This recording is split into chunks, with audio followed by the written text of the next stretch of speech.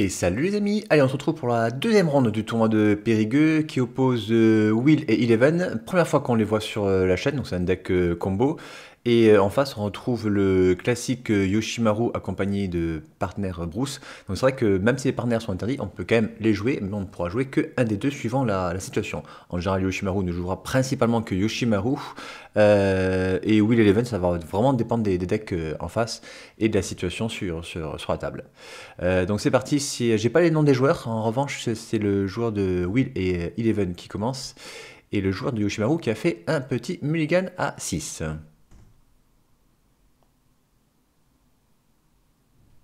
Donc ouais, on n'était pas sur Agen, on était à Périgueux, donc la disposition de la caméra et des lumières sont un peu différentes, mais ça reste quand même encore très correct.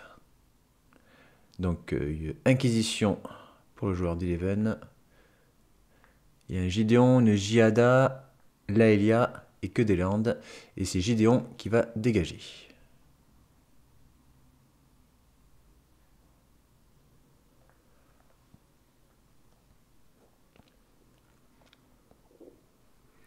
Allez, ça fetch. On pourrait chercher une plaine. Et ouais, il annonce déjà qu'il va poser Giada pour mettre un marqueur +1/+1 sur Yoshimaru et attaquer pour 2. On perd pas de temps comme ça. Et j'ai affronté récemment un deck Giada. Et franchement, je l'ai un peu sous-estimé. C'est vraiment pas mal. J'essaierai de vous montrer la vidéo si j'ai le temps.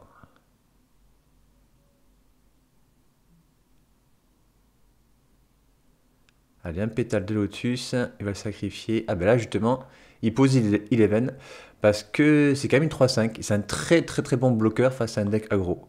Donc une très bonne idée de sa part.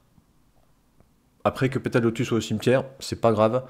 On va de toute façon le rejouer avec Brèche du monde souterrain, il me semble. C'est la combo.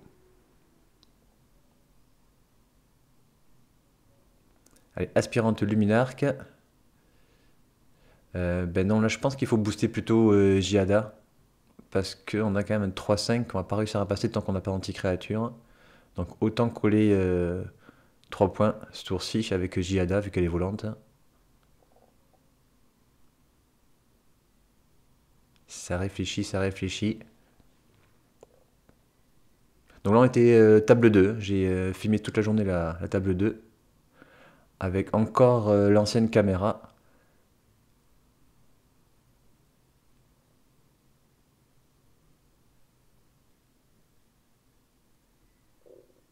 Donc en effet, hop, il a pris 3 de Giada.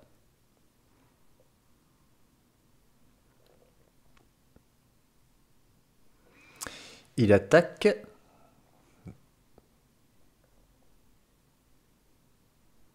Ouais, donc c'est au moment où il attaque, il pioche une carte qui perd un point de vie, il passe à 14. Et tout le moment, ça va être bloqué. C'est bloqué avec l'aspirante luminarque. Et derrière, son adversaire fait un damné.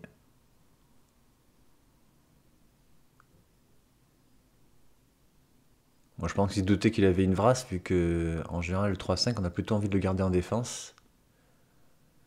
Allez, derrière, parfait. Là, il y a une créature célérité. Il exile la carte qui est sur le dessus. C'est le petit sauveur dévoué. Donc, il gagne un marqueur, là, il y a. En plus, il fetch. Il va donc avoir la plaine pour poser le sauveur dévoué. Et se prévenir d'une autre Vrasse.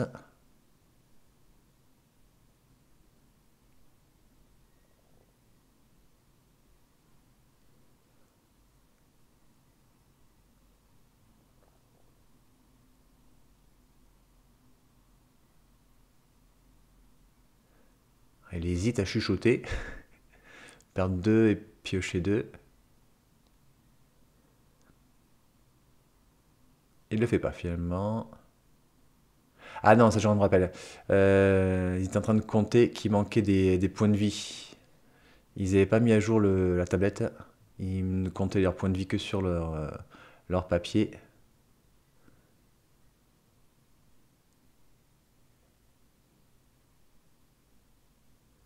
Et en fait, ouais, ils sont en train de compter qu'en fait, ouais, il était plutôt à 12 que à 14. Ouais, ils sont en train de refaire toutes les phases de combat qu'ils ont fait depuis le début de la partie. Il y a une attaque de Yoshimaru à 2, une attaque de Giada à 3, et une attaque de Laelia à 3, donc il a 12, plus les 2 points de chuchotement de la muse. Il passe à 10.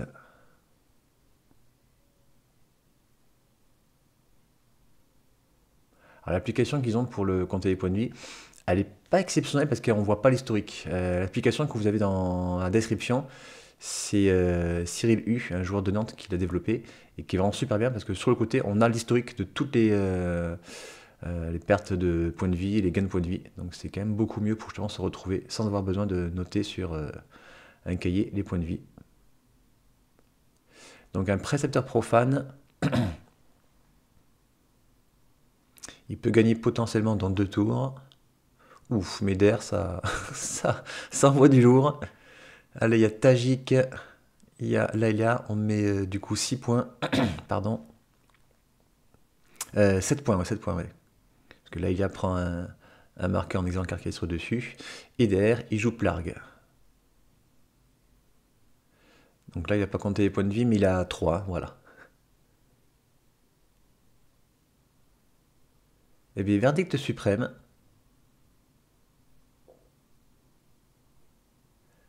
Mais il n'est pas à l'abri d'une créature célérité comme Rizona, par exemple, ou d'une simple foudre ou chain lightning.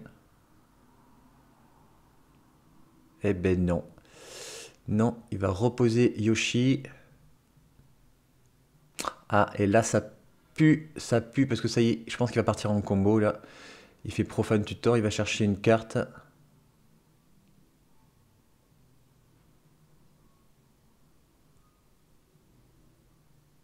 Ah oui, voilà, c'est fini. Démonique, il va chercher Brèche du monde souterrain s'il n'est pas déjà allé la chercher. Et Brent Freeze. Voilà, Brèche du monde souterrain. Il rejoue le démonique. Je sais pas s'il avait vraiment envoyé, peut-être pas ses cartes au cimetière.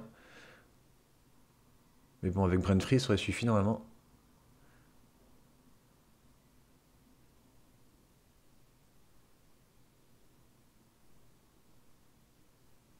Oui, quand le nom de sort qu'il joue. Ah d'accord, il va chercher plus d'Imandis. Bah, c'est où je pense que son adversaire peut abandonner dès qu'il va lui montrer Brent Freeze. Elle sacrifie 2 terrains, il refait un démonique. Alors que logiquement, il a pourtant tout en main déjà. Il sacrifie tous ses terrains, il fait 5 noirs. Il rejoue le pétale de lotus en exilant 3 cartes. Et pour un bleu et un mana noir, il va faire Brentfist sur lui. On est déjà à 7 sorts. Il se meule de 21 cartes, de même, ouais, 21 cartes ou 24 cartes, je sais plus. Et ça suffit. Après, en fait, il le fait plusieurs fois sur lui, jusqu'à ce qu'il ait plus de cartes dans sa bibliothèque. Et après, il le fait une fois sur son adversaire, qui meurt à sa phase de pioche. Allez, donc du coup, 1-0 pour le joueur de Will et Eleven. Seconde partie, il préfère commencer par une donneuse de runes, même si c'est peut-être pas aussi agressif que de poser Yoshimaru. Mais si son adversaire a une poussée fatale ou un retour au pays, il n'a pas le choix. Il faut d'abord commencer à protéger Yoshimaru pour plus tard. Allez, il fait une contemplation.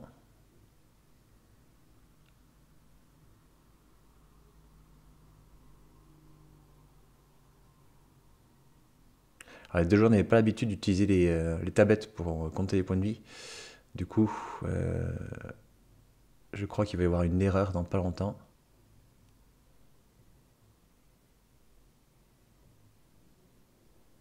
Allez, poser un débarquement de la Légion.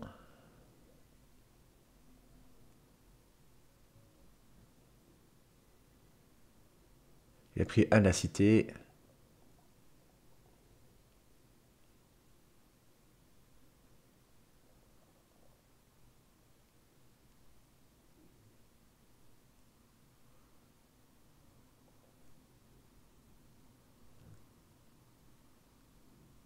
Là, faut pas qu'il ait de balance, hein.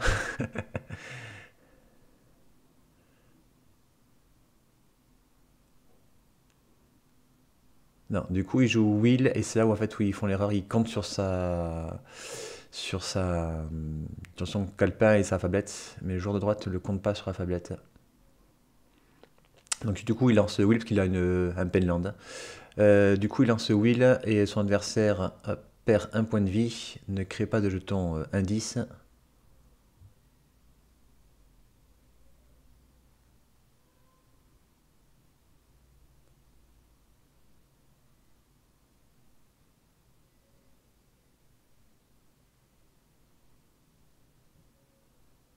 Allez, il va poser Goro Goro. Du coup, hop, ça booste Yoshimaru. Il perd 1 à cause de la City. Il passe à 16.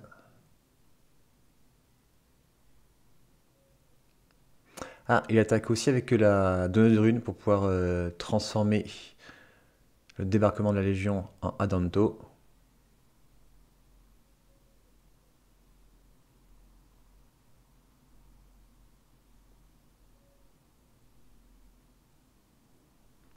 Donc ça va bloquer le petit jeton humain.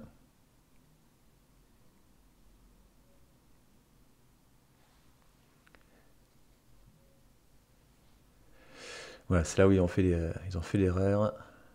Il prend 4, logiquement, il aurait dû être à 14.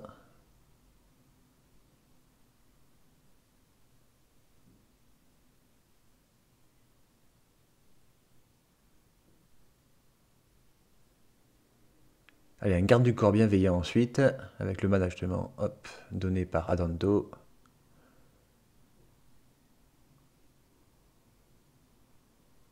Ah, il a fait ça parce que je pense qu'il n'avait pas beaucoup de mana en main. De toute façon, il a le garde du corps bienveillant qui permet de protéger encore ce tour-ci Yoshimaru. Donc il est bien fait attaquer avec la donneuse de rune.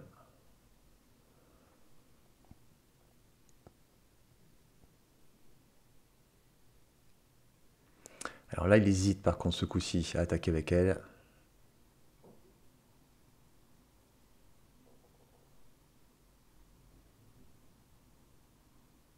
Finalement, non, il préfère juste attaquer avec Goro Goro et Yoshimaru.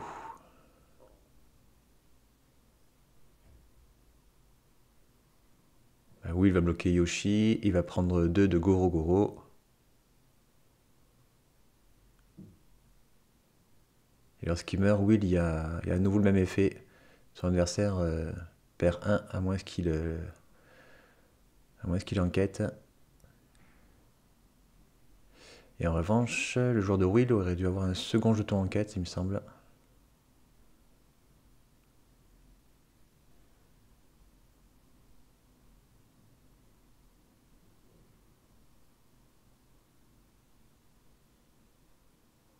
Allez, derrière, Mystique Forge-Pierre, qui va logiquement aller chercher un pince-crâne. Voilà, hop, et il perd 1 pour le poser de suite. Le problème, c'est qu'il n'est pas équipé pour l'instant, donc s'il prend une Vrasse...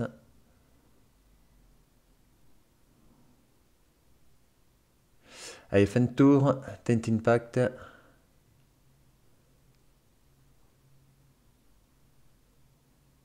Peut-être aller chercher justement une balance ou une Vrasse s'il a un terrain. C'est très compliqué de faire ça sur une carte défensive. Parce que Tent Impact, c'est surtout pour aller chercher une pièce de combo.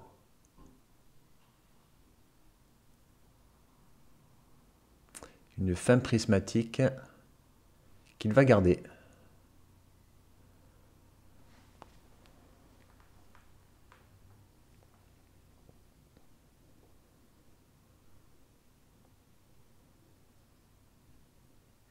Il a beaucoup de cartes en main. Il a un lambeau de mémoire qui permet d'aller chercher une pièce de la combo. Oula, il perd 2 pour faire une sonde Jutaxian et piocher une carte. Alors en face, on a un Burst Landing, Giada et Amberclave. Oula, Amberclave. Ouais, là ça va être compliqué parce que la créature qui va réussir à passer en phase d'attaque va infliger beaucoup de points de dégâts. Alors un terrain, Pétale de Lotus, il va peut-être partir en combo. C'est quasiment maintenant ou jamais. À moins qu'il ait une anti-créature de masse. Il sacrifie le pétale. Il fait la transmute de lambeau de mémoire. Il va chercher une carte avec un coût quanti-mana à 2. Mais il reste plus de rouge.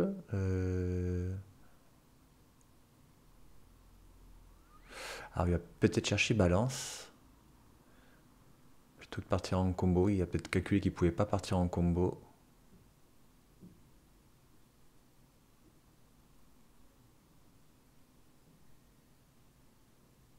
C'est ça, il va jouer balance.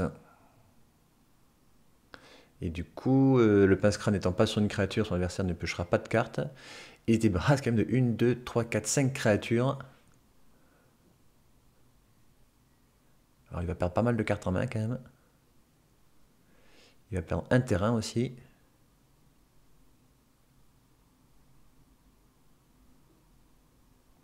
Donc après voilà, c'est les créatures. Hop.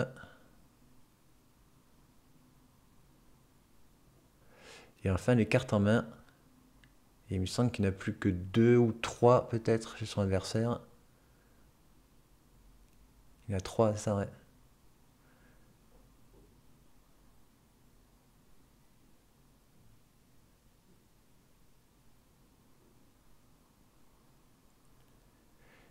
Il va défausser de Oust, il me semble, et d'un terrain.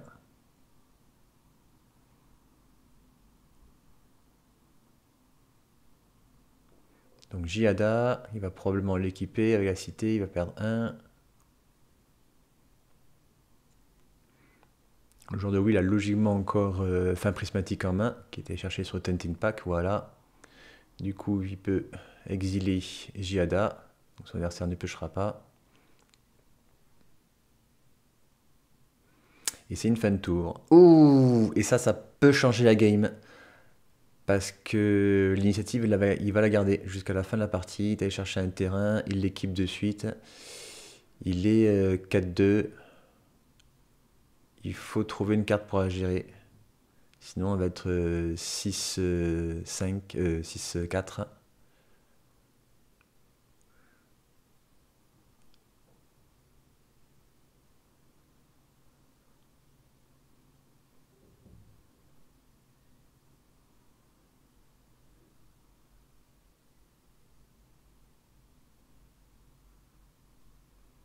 Et il n'a rien pour la gérer à son tour en tout cas. Et du coup, 2 marqueurs plus un sur l'aventurière. Qui est 6-4.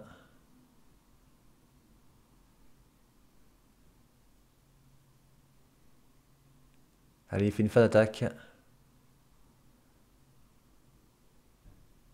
6 points, il passe à 5.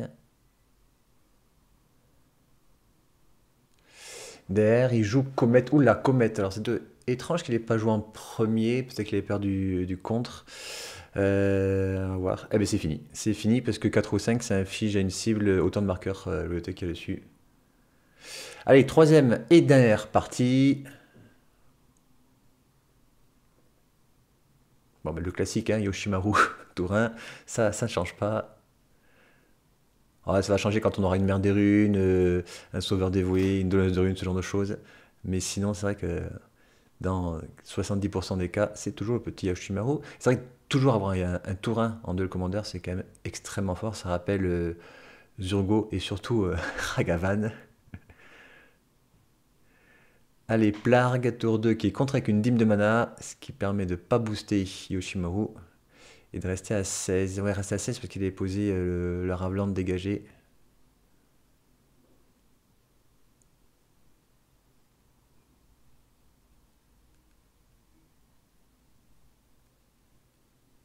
Allez, les Strix, il pioche une carte très fort, très très fort contre un deck aggro. On pioche une carte et en plus on se protège d'une créature, quelle que soit sa force.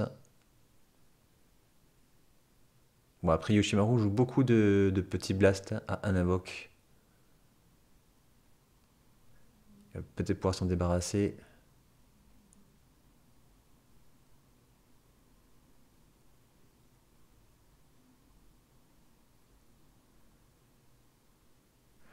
Allez, Talia. très très bon contre un adversaire qui joue quasiment que terrain non basique. Oh, Fureur pour tuer le Strix.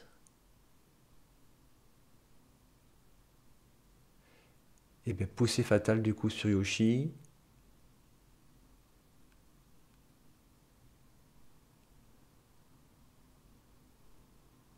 Ah, Talia va lui faire très mal, hein. Il va perdre un tour à chaque fois avec ses terrains. Signature de sang. Il perd 2 et pioche 2. Ah, il se fait mal, hein.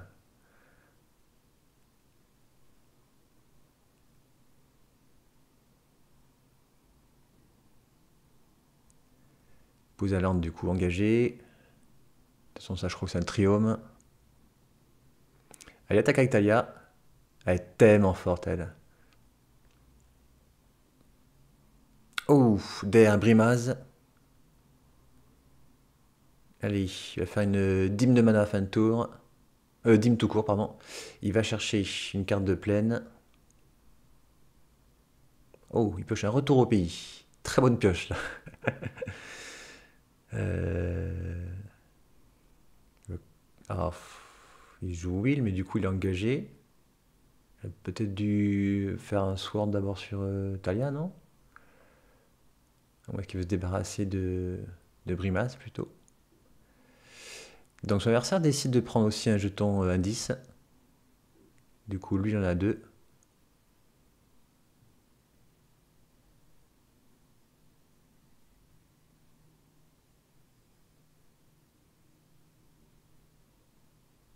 Oh, Rizona. Agressif, agressif.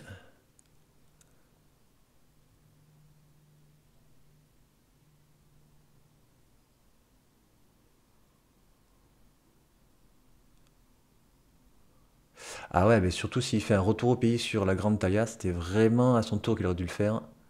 Et du coup, avoir Will en défense et éviter de prendre 3 blessures de plus ce tour-ci. Parce que là, du coup, il prend de 3, il prend 7, il passe à 4.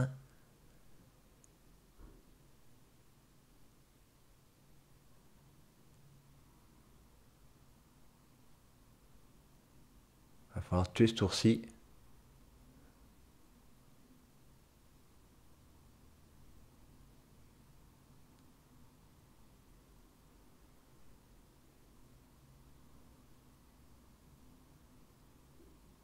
Il y a quand même beaucoup de cartes au cimetière, hein. Donc s'il fait euh, Brèche du monde souterrain, bah, démonique, il peut aller chercher Brèche du monde souterrain. Ah non, il va chercher damné. Mais Rizona est indestructible, je sais pas s'il a... Je sais pas s'il a fait gaffe à ça. Et ouais, du coup, Rizona reste, hein. Rizona reste, et je pense que c'est ça qu'il n'avait pas calculé. Alors il va prendre que 3, mais... ouais, je crois qu'il est un petit peu blasé, il n'avait pas calculé ça. Ouais, et du coup, il préfère abandonner un peu blasé. Ouais, de toute façon, après, bon, derrière, c'était assez compliqué s'il n'a pas la brèche du monde souterrain à main. Et bien, 2-1 pour le deck agressif Yoshimaru Bruce. Et on se retrouve vendredi pour la troisième ronde. Allez, à bientôt. Bye bye.